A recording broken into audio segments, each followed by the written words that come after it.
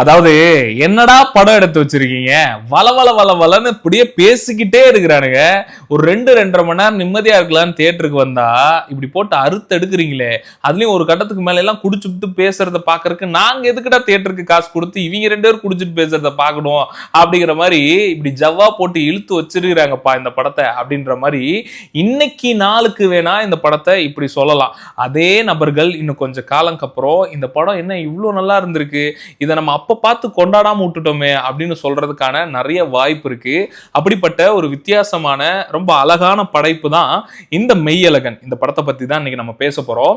அதுக்கு முன்னாடி 96 படம் வந்தப்ப நம்ம எல்லாருமே என்ன பண்ணோம், அந்த படம் பார்த்து முடிச்சுட்டு என்னோட ஸ்கூல் மெமரிஸை நான் ரீவிசிட் பண்ணணும், என் ஸ்கூலையே நான் திருப்பி போய் பார்க்கணும், என்னோட ஸ்கூல் ஃப்ரெண்ட்ஸை மீட் பண்ணணும், அவங்க எல்லாரும் வந்தா நல்லா இருக்கும்ல, ஒரு ரீயூனியன் பண்ணுவோம் அப்படிங்கிற மாதிரி இங்க எக்கச்சக்கமான விஷயங்கள் நடந்தது. ஏன் நம்ம ஸ்கூல் லவ் எல்லாம் என்ன பண்றாங்க அவங்க விசாரிப்போமா அப்படின்னு விசாரிக்க கூட நிறைய பேர் செஞ்சாங்க. சோ அப்படி எப்படி ஒரு இம்பாக்ட கொடுத்துச்சோ அதே இயக்குனரோட படைப்புல இருக்கிற மெய்யழகன் படம் பார்த்ததுக்கு அப்புறமும் இங்க இருக்கிற நிறைய பேர் என்ன பண்ணுவாங்கன்னா, கண்டிப்பா அவங்களோட சொந்த ஊருக்கு போய் அவங்களோட சொந்த பந்தங்களை, அவங்க வாழ்ந்த இடத்த, பிறந்த இடத்த திரும்பி போய் பார்க்கணும், அவங்க மெமரிஸை ரீகலெக்ட் பண்ணணும்னு ஆசைப்படுவாங்க. அப்படிப்பட்ட ஒரு இம்பாக்ட கொடுத்த படம் தான் இந்த மெய்யழகன் சொல்லுவேன். இன்ஃபேக்ட் இன்னும் வெளிநாடுகள்ல தங்கி இருப்பாங்கல்ல, ஃபார் எக்ஸாம்பிளுக்கு அங்கேயே செட்டில் ஆனவங்களாம் ஏதாவது ஒரு சின்ன விசேஷம் வச்சா உடனே கிளம்பி வர்றதுக்கான வாய்ப்பும் இந்த படம் கண்டிப்பா கொடுக்கும்னு நினைக்கிறேன். சோ மெய்யழகன் படம் எப்படி இருக்கு அப்படிங்கறத என்னோட எக்ஸ்பீரியன்ஸ் இந்த வீடியோல நான் ஷேர் பண்ண போறேன். வாங்க வீடியோக்குள்ள போலாம். அது மட்டும் இல்லாம நிறைய படங்களை பத்தின விஷயங்கள் தெரிஞ்சுக்கணும்னு நினைச்சீங்கன்னா நம்ம சேனலை ஃபாலோ பண்ணிக்கங்க. ஓகேவா? யார் ஃபர்ஸ்ட் குஸ் வராங்க பாப்போமா? இது வந்து போற இந்த ஒரு நாள் இந்த வருஷம் பூரா வரவங்க போறவங்க எல்லார்கிட்டயும் பேசி தீர்த்துடுவார். சி பிரேம்குமாரோட இயக்கத்துல, அப்புறம் நம்மளோட அரவிந்த் சாமி, கார்த்திக், ஸ்ரீதிவ்யா, ராஜ்கிரண் எல்லாம் நடிச்ச கோவிந்த் வசந்தாவோட மியூசிக்ல வந்த ஒரு படம் தான் இந்த மெய்யழகன். இந்த மெய்யழகன் பாத்தீங்கன்னா எப்படிப்பட்ட படம் அப்படின்னு நான் முன்னாடியே சொல்லிடுறேன். இது எல்லாருக்குமான படம் அப்படின்னா அது இல்லைன்னு நான் சொல்லுவேன். கண்டிப்பா இது எல்லாருக்கும் கனெக்டும் ஆகாது. நீங்க ஒரு மசாலா படம் மாதிரி எதிர்பார்க்குறீங்க, ஒரு என்டர்டெய்னரா எதிர்பார்க்குறீங்க, ஒரு சாங் வேணும், ஒரு ஹைப் இருக்கணும், ட்விஸ்ட் இருக்கணும் அப்படிலாம் நினைச்சீங்கன்னா அப்படிப்பட்ட படம் கிடையாது. இதோட டீசர் அண்ட் ட்ரெய்லர் பார்த்தப்பவே தெரியும். இது ஒரு நாவல் படிக்கிற மாதிரி, ஒரு மெய்யழகன்ற ஒரு கதாபாத்திரத்தோட அவரோட மைண்ட்ல இருந்து நீங்க இந்த கதையை பார்த்தீங்கன்னா எப்படி இருக்குமோ, அவரு சொல்ற விதயங்கள்ல நீங்க அவரோட கதை நடையில படிக்கிற மாதிரி இருக்கக்கூடிய ஒரு படம் தான் இந்த மெய்யழகன். சோ இப்ப நிறைய பேருக்கு பிடிக்காம இருக்கலாம், இப்ப நிறைய பேருக்கு இந்த படம் ஒட்டாம இருக்கலாம். ஆனா கொஞ்ச நாளுக்கு அப்புறம், கொஞ்ச காலத்துக்கு அப்புறம் இந்த படம் ரிப்பீட் வாட்ச் கொடுக்கக்கூடிய ஒரு மிக முக்கியமான படமா இருக்கும். சோ அப்படிப்பட்ட ஒரு படத்தை நான் பார்த்தேன். இந்த தியேட்டர்ல எனக்கு பார்த்த எக்ஸ்பீரியன்ஸை நான் சொல்லணும்னு ஆசைப்படுறேன். இந்த படத்தோட ட்ரெய்லர் இதெல்லாம் பார்த்தோன்னே நான் முடிவு பண்ணிட்டேன், கண்டிப்பா இந்த படம் கண்டிப்பா தியேட்டர்ல நம்மளே நிறைய இடங்கள்ல அழுக வைக்கும்னு சொல்லிட்டு. அப்படிதான் எக்கச்சக்கமான இடங்கள்ல தேம்பி அழுதேன்.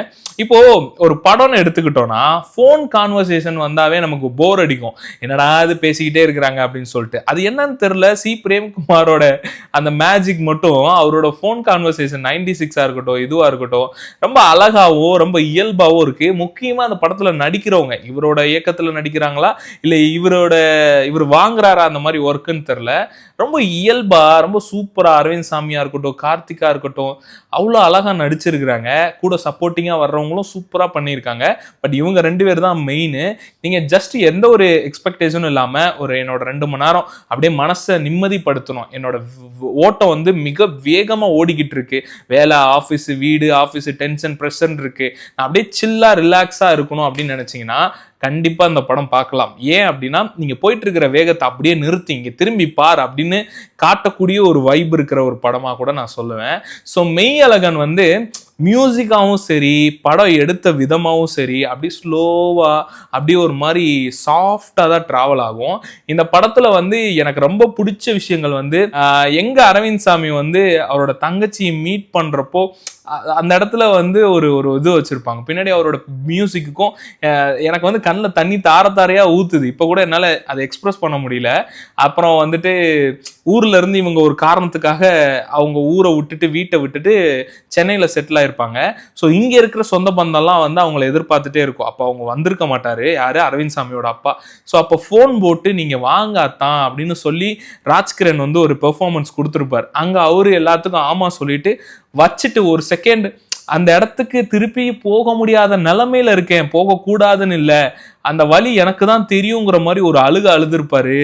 ஐயோ எனக்கு அப்படியே ஊத்திருச்சு கண்ணில். அதுக்கப்புறம் நிறைய இடங்கள்ல வந்துட்டு அந்த மியூசிக்கும் அந்த ஆறாவும் நடிப்பும் நம்மளை கண்ணில் அவங்க ஃபீல் பண்ணும்போது என்ன ஃபீல் பண்றாங்களோ அது நம்மளையும் கண்ணில் தண்ணி வர வைக்குது. செகண்ட் ஹாஃப்ல தான் கொஞ்சம் வந்துட்டு படம் அப்படியே என்னடா இது அப்படின்ற ஒரு ஃபீலை உண்டாக்குது. ஏன்னா இந்த இடத்துல மெய்யழகன் கார்த்திக் வந்து ஒரு கேரக்டர் பண்ணியிருக்காருல, அவரு வந்து ஒரு சில விஷயங்களை தண்ணி அடிச்சுட்டு பேசுறாங்க. அது வந்து அவரு எவ்வளவு நல்லவரு, அவர் எந்த மாதிரி சிந்தனைகள்ல இருக்கிறாரு அப்படிங்கறத காட்டுறதுக்காக சில சீன்ஸ் வரும். ஆனா அதுதான் வந்து கொஞ்சம் என்ன இவங்க ரெண்டு பேரும் என்ன பேசிட்டு இருக்காங்க அப்படிங்கிற மாதிரி சில ஆடியன்ஸ்க்கு ஃபீல் பண்ண வைக்கும். பட் ஆனா நல்லா உன்னிப்பா கவனிச்சோம்னா அவரு எப்படிப்பட்ட கேரக்டர், அவர் மனசார அவரு சுத்தி இருக்கிறவங்கள மட்டும் இல்லாம ஹோல் சொசைட்டி வைஸாவும் யோசிக்கிறாரே அப்படின்ற மாதிரி புரிய வைக்குது. பட் இருந்தாலும் அது கொஞ்சம் லென்த்தா இருக்கு.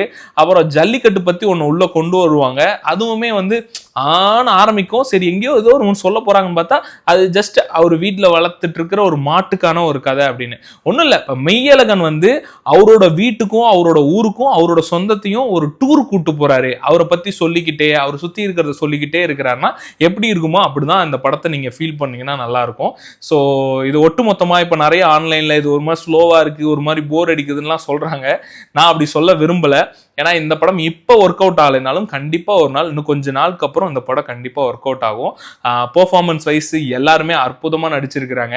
அரவிந்த் சாமி சார்லாம் வந்து அந்த கேரக்டராகவே வாழ்றது, அவர் ஒரு மாதிரி கில்ட் ஃபீல் பண்ணுவார் இந்த படத்துல ஒரு இடத்துல, என்னடா எனக்கு இது தெரியாம போச்சுன்றது. அப்போ ஸ்ரீதிவ்யா கிட்ட அழுதுகிட்டே பேசுறதா இருக்கட்டும், அவரோட வீட்டில் போய் அதை கன்வே பண்றதா இருக்கட்டும், அதுக்கப்புறம் அதை தெரிஞ்சுக்கிட்டு ஒரு உற்சாகமா வர்றதா இருக்கட்டும், ஐயோ சாமி செம்மையா இருக்குப்பா அப்படின்ற மாதிரி.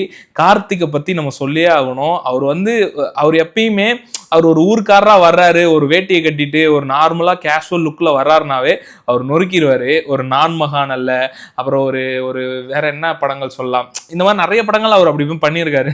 எக்ஸ்பிளைன் பண்ணி எனக்கு டக்குன்னு எடுத்து உதாரணமா சொல்ல தெரியல. இந்த மாதிரி படங்கள் எல்லாம் பார்க்கும்போது அவர் எப்படி நம்ம வீட்டில் ஒருத்தரா ஃபீல் பண்ணுவோமோ அப்படிதான் மெய்யழகன்லயும் நீங்க ஃபீல் பண்ணுவீங்க. ஸோ நீங்க வந்து எதையும் யோசிக்காம சிம்பிளா அப்படியே ஜாலியா மைண்டை ரிலாக்ஸ் பண்ணணும்னு நினச்சி நீங்கள் போய் பார்த்தீங்கன்னா அந்த படம் உண்மையிலே ஒர்க் அவுட் ஆகும். ஒர்க் அவுட் ஆகாதவங்களுக்கு நம்ம அவங்கள தப்பு சொல்ல முடியாது. இப்போ அவங்களோட மைண்ட் இந்த படத்துக்கு ரெடி இல்லை அப்படின்றத அக்செப்ட் பண்ணிட்டு போக வேண்டியதான். ஸோ மெய்யழகன் நீங்கள் பார்த்துருந்தீங்கன்னா உங்களோட கருத்து என்னங்கிறதையும் கீழே கமெண்ட்டில் பதிவு பண்ணுங்கள். அப்புறம் நம்ம அடுத்தடுத்த படங்களை பற்றி பேசுவோம். நம்ம சேனலை பொறுத்த வரைக்கும் எது சிறப்பான படமோ அந்த படத்தை பற்றியும், அது மட்டும் இல்லாமல் அந்த படத்தோட ரிவ்யூலாம் இருக்காது, கதையை பற்றிலாம் பேச போகிறது கிடையாது. அந்த படத்தோட எனக்கு என்ன எக்ஸ்பீரியன்ஸ் இருந்தது, எனக்கு என்ன தாக்கம் இருந்ததோ அதை பத்தி தான் இந்த சேனல்ல பதிவிடுவோம். ஸோ அது பிடிச்சிருந்துச்சுன்னா என்ன ஃபாலோ பண்ணிக்கோங்க. தொடர்ந்து உங்களோட அன்பு ஆதரவு கொடுங்க. மீண்டும் ஒரு நல்ல படத்தோட சந்திப்போம். தரா.